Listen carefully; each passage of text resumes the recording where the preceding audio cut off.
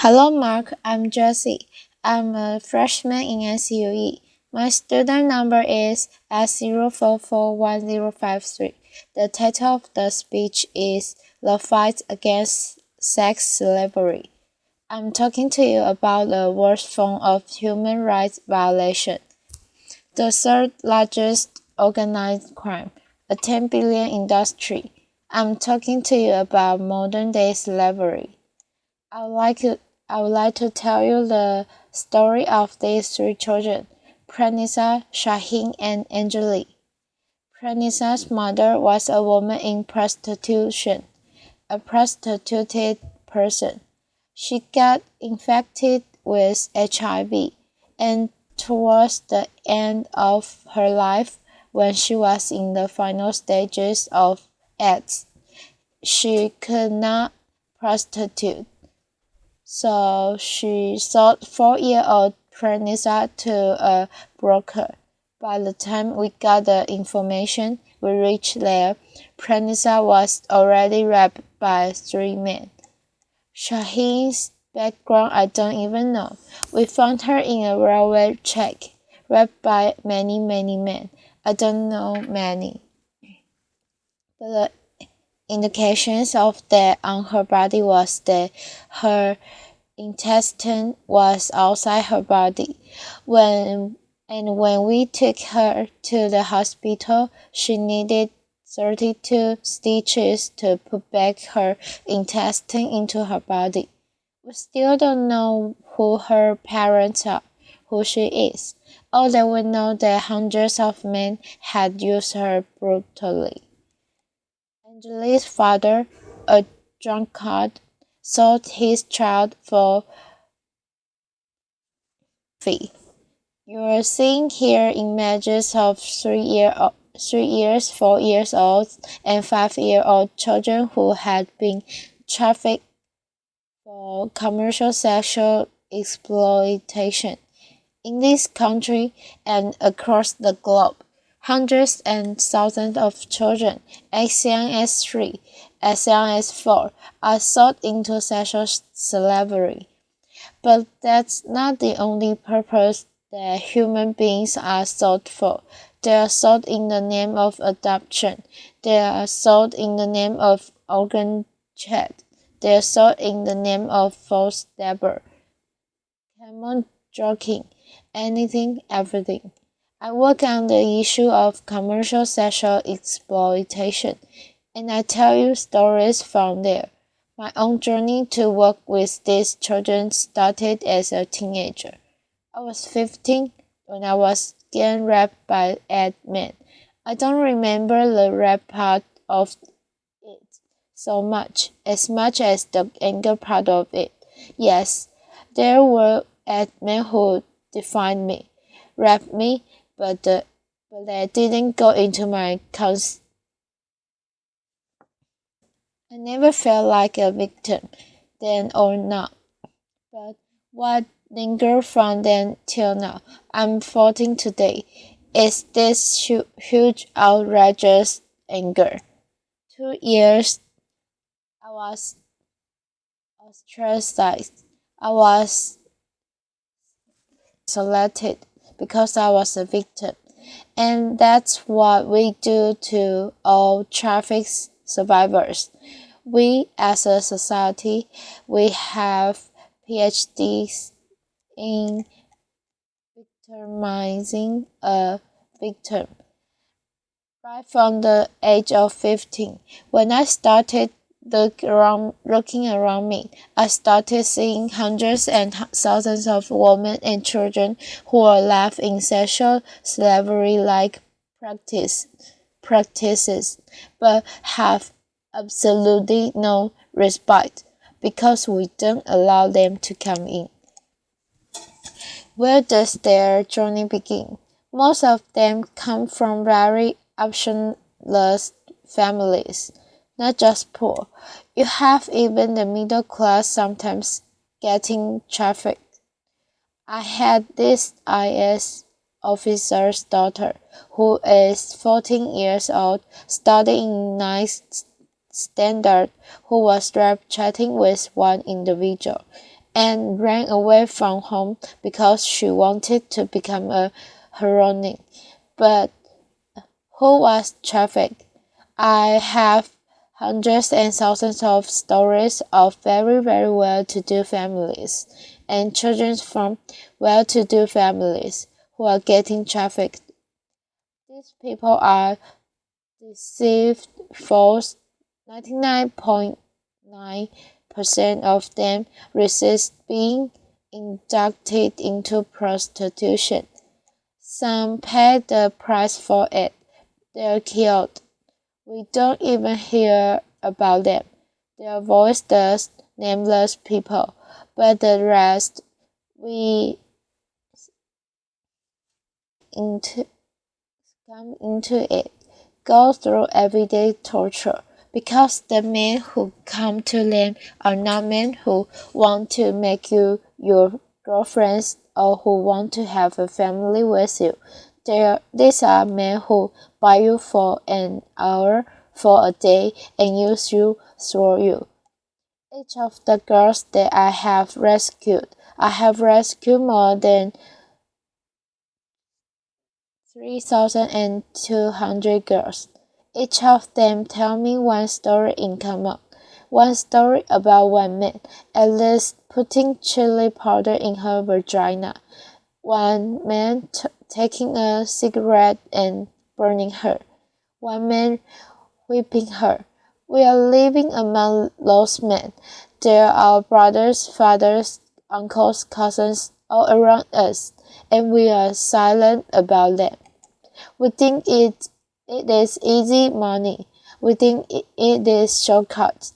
We think the person likes to do what she's doing, but the extra bonuses that she gets is various infections, sexually transmitted infections, HIV, AIDS,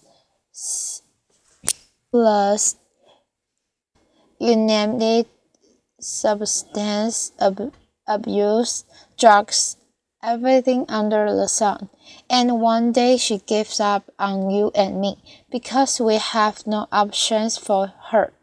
And therefore she starts normalizing this exploitation. She believes, yes, this is it. This is what my destiny is about. And this is normal, to get raped by 100 men a day. And it's abnormal to live in a shelter. It's abnormal to get rehabilitated. It's in the context that I work. It's in the context that I rescue children. I've rescued children as young as 3 years, and I have rescued women as old as 40 years. When I rescued them, one of the biggest challenges I had was, where do I begin?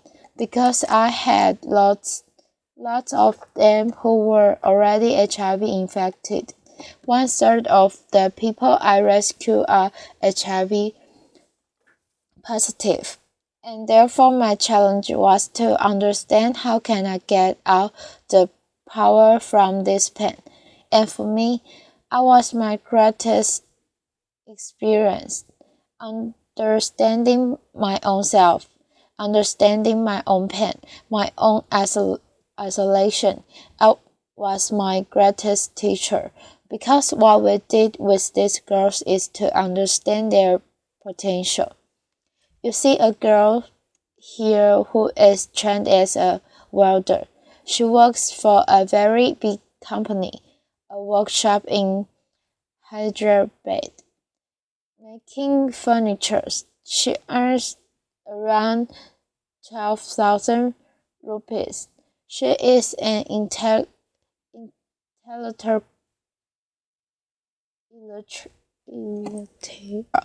trained skill as a welder. Why welding and why not computers? We felt one of the things that these girls had is immense amount of courage.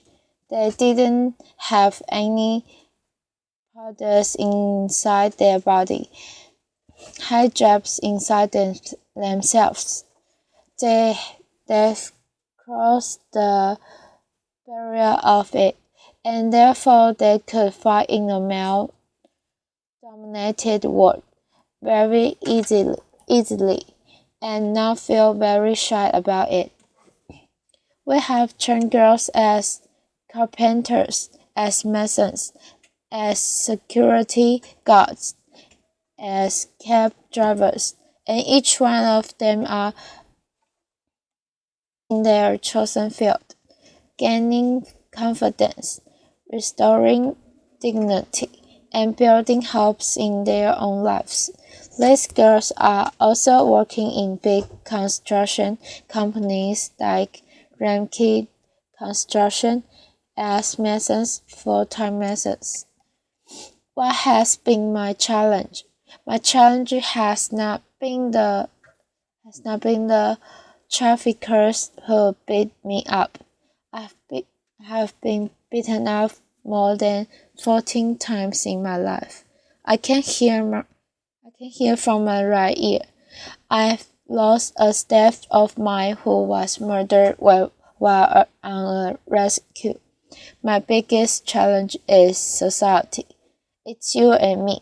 My biggest challenge is your blocks to accept these victims as our own. A very supportive friend of mine, a well-wisher of mine, used to give me every month 2,000 rupees for vegetables. When her mother fell sick, she said, Sunitha, you have so much of contacts. Can you get somebody in my house to work so that she can look after my mother? And there is a long pause, and then she says, not one of our girls. It's very fashionable to talk about human trafficking in this fantastic essay hall. It's very nice for discourse, making films and everything. But it is not nice to bring them to our homes. It's not nice to give them employment in our factories, our companies. It's not nice for our children to study with their children. There it ends. That's my biggest challenge. If I'm here today, I'm here not only as Sunitha Krishnan. I'm here as a voice of the victims and survivors of human trafficking. They need your compassion. They need your empathy. They need much more than anything else, your acceptance. Many times when I talk to people, I keep telling them one thing. Don't tell me hundreds ways how you cannot respond to this problem.